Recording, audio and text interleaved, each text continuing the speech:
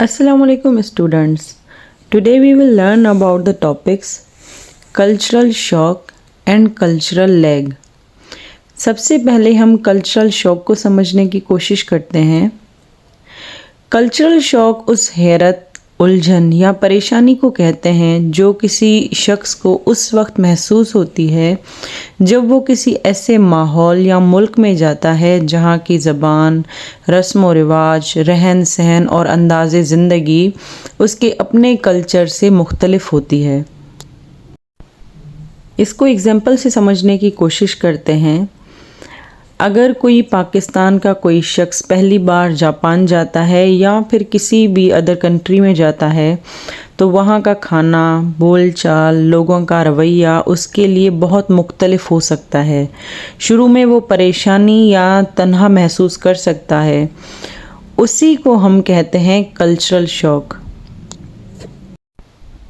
अब देखते हैं कल्चरल लैग। कल्चरल लैग का सिंपल मतलब है period of delay between material culture and non material culture.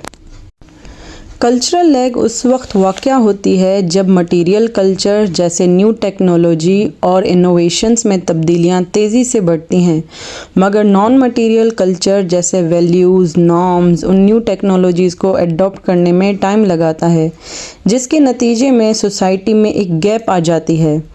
उसी मटेरियल कल्चर और नॉन मटेरियल कल्चर के गैप को हम कहते हैं कल्चरल लैग।